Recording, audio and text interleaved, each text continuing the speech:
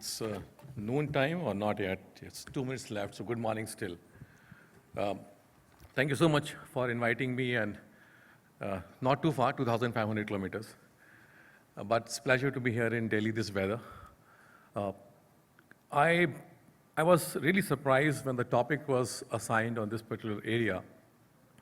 And I was thinking that, what should I talk about?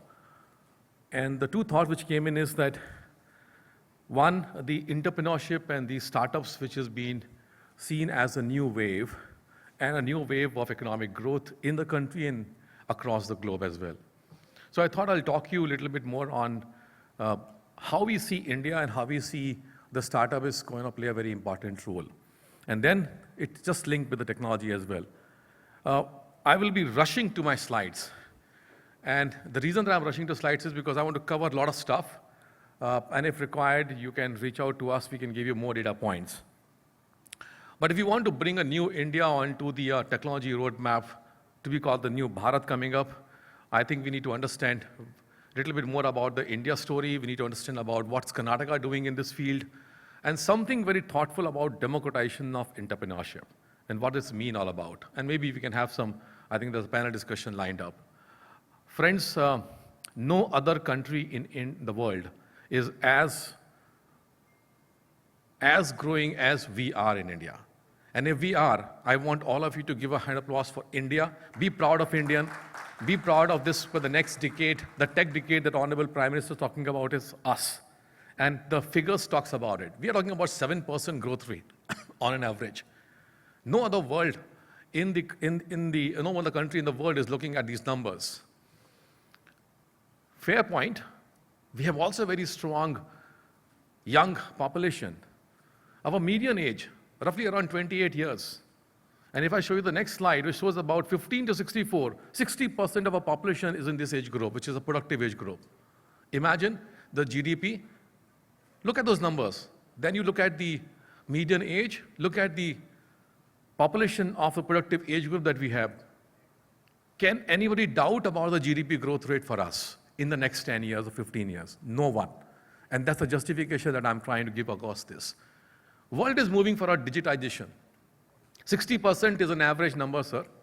If we pick up what is the online consumers, internet providers, smartphones, all 60%, urban population, all 60%.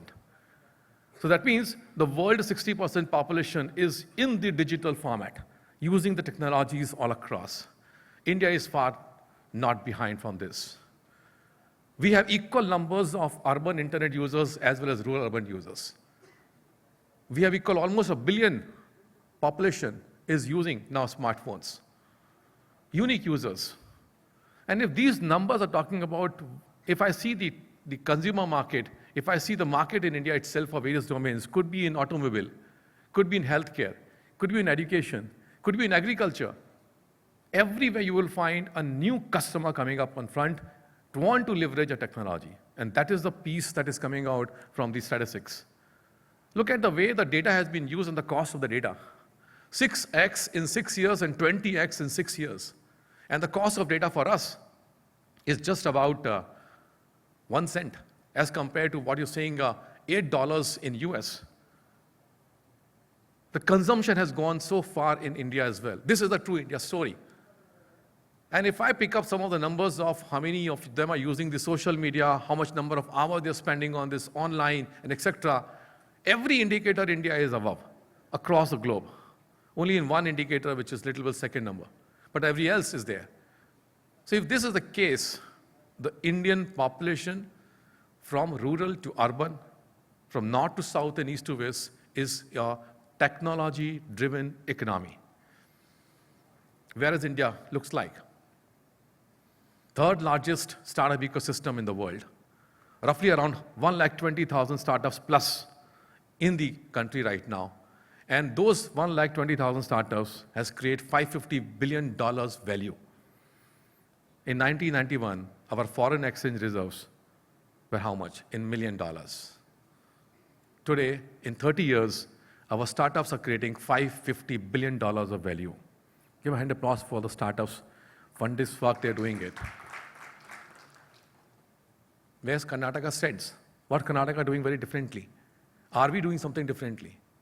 Are we creating something different buzz? And let me give you some thoughts here. Karnataka is in a state which is called as a technology hub. In fact, I was in California meeting some of the great folks there. And on the street, where I saw a pillar post saying, London, so kilometers, Tokyo, so much, and dear friends, there was one city named Bangalore, so much kilometers. That's the California, and that's the Karnataka, and that's the Bangalore. Having said this, if you look at our size, we are in some of the regions, maybe some 5 to 8% of our population for the countryside, but we are contributing 40% of many economic parameters from the state, one state contributing that. In fact, when Honorable Prime Minister took about $1 trillion digital economy aspiration for the country, one state stood up and said, we would like to contribute $300 billion. 1/3 by one state. And that's the way that we design our ecosystem to make sure that we're there. Why I'm saying so? Because this is the story which needs to go a little bit more deeper and expanded across. What's so different in the secret sauce of Karnataka? Obviously, many things. The talent capital of India. The GCC, you know GCCs, right? Anybody doesn't know GCC word? Global Capability Centers. Capital of India. Unicorns, startup capital. Niti Aayog has been giving the ranking of innovation index, the DPIIT Innovation Index. Karnataka has been ranked consecutively for last many years as number 1. In fact, some of these statistics proves that we are the, what you call as numero uno in various fields. But having said this, let's look at the tech-savvy capital that you're talking about. $65 billion of exports happen from IT in the state of Karnataka. And we have around 2.1 million population, which is only in IT, ITS fields. Every other state says, hey, some states are Delhi NCR, not to challenge them, respect them fully. We are here, we are there. Divide by 2, then anybody comes in. And that's the way. Are we proud of this? Absolutely, yes. Are we just sitting across and saying, okay, fine, great? No. We are hungry now more. And that hunger is creating us to develop a very different ecosystem, which is what I'm trying to position here. GCCs, on an average around 36% of the GCCs, ladies and gentlemen, Fortune 500 companies of the world. Fortune 500 companies of the world. 400 plus have their R&D centers in Karnataka alone.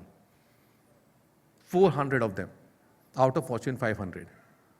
And all of them are cutting edge technology products and looking into the more of a high value addition into the GCC portfolio. Those IPs are not registered in India, but all those IPs are actually developed from Bangalore and Karnataka. When we say the best place to raise funds, the highest number of startups that we have around 21,000 number of startups in the state of Karnataka plus. Out of, and the number I'm trying to let you know, I don't know whether you know or not, roughly $165 billion has been raised by these startups from India. Not the value is $550 billion. The funds has been raised around $165 billion, and out of which 65 to $70 billion has been raised by Bangalore alone startups. This is the power of the technology capital of India, Bangalore. These are the list of unicorns. This is called a unicorn capital. Not only unicorns, we have already defined the sonicorns. So for example, out of 102, 105 unicorns born in the country so far, roughly around 47 to 50 of them has born from Bangalore. In fact, where my office is, if I draw a 5-kilometer radius around my office, which is in Koramangala and HSR layout, dear friends, the valuation of the companies there itself is $200 billion. Having said this, the first unicorn was born from Karnataka, the 50th unicorn was born from Karnataka, the 100th unicorn was born from Karnataka, the fastest unicorn was born from Karnataka. And in fact, in this year, the first 6 unicorns were born from Karnataka. Not only this, sonicorns, soon to become unicorns. Pipeline, you run a business. Until it's your pipeline, you can't succeed. We have equal number of sonicorns in our state, which is promising going forward. And that's the power of the Karnataka, which is available there. Many of people might be, looking at these numbers saying, why I'm saying so? Am I a little bit more advocating and advertising about Karnataka? What I'm trying to make pure is, if you're able to think about of a technology, you cannot miss Karnataka and a Bangalore while you're serving the domestic market or while you're serving the global market. Having said this, what we're trying to do is very different. We're setting up a very world-class center of excellence in different fields. C-Camp in agriculture, biotechnology, artificial intelligence, machine learning, cybersecurity, aerospace and defense, public health. We have around 20 plus center of excellence of a class infrastructure, partners within industries, and they are driving. Safal, the fabless, the chip design houses. You know that 70% of the India's chip designers are based out of where? Karnataka. 70% of the chip designers. The world's second largest chip design houses is where? Is in India. And where? In Karnataka. And all this is because we have this ecosystem which is available there and progressing more onto those fronts. Not only this, what we are also trying to do is to let you know, we're putting up together an Elevate program which is run very successfully. We give grants up to 50 lakh to a startup. So if you are a startup, if you're something technology-driven company, and you want to Karnataka, we will give you up to 50 lakh rupees as a grant from an idea to POC, no equity. And later on, we have created a cluster seed funds. Later on, we have created a Kitwin funds, which is an equity investments into your companies. Apart from the 90% of the VCs of India, 90% of all VCs that you pick up who has come here in India are operate from Bangalore. Apart from that, Government of Karnataka does this incentives and benefits and investments into the field of startups. The democratization of entrepreneurship is another area, friends. This is the important principle that we are trying to drive upon. Bangalore, Hyderabad, Delhi NCR, Chennai are not sufficient to represent India. And we have a power to replicate this entrepreneurship. Let me ask you one question. You have a fundamental rights. Does the fundamental rights gives you the right to entrepreneurship or not? Right to education is there. But can we have a right to entrepreneurship?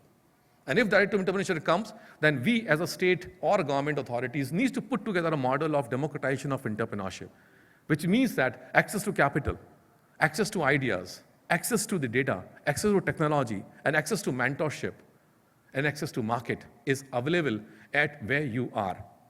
And if we are able to reach that stage into our districts, into our blocks, into our talukas, this is the principle on which we are working on democratization of entrepreneurship.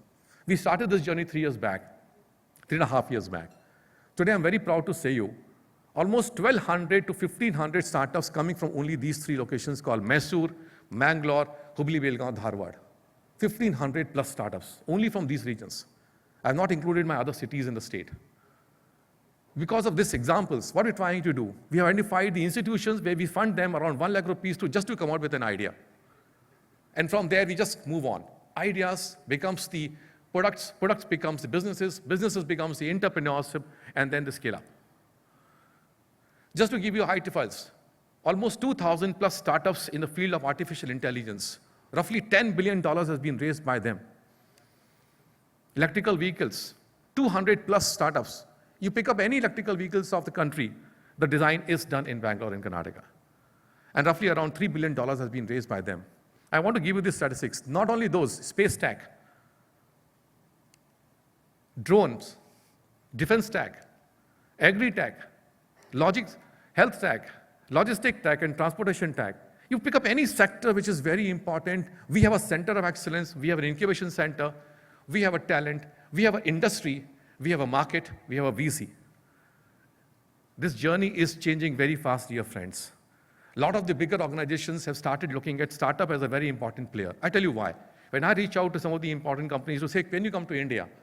And can you set up your operations here? The first important question that they ask me is, what is the startup ecosystem you have in my field of business? They're not asking about cash benefits. They're not about anything else. The 2 important questions that they ask me is talent, and second is startup ecosystem relevant to them. Energy storage. And if you see, what I'm trying to put up is the wheel of economy on the digital side and technology side was driven by earlier one from the perspective of IT, ITS, and others.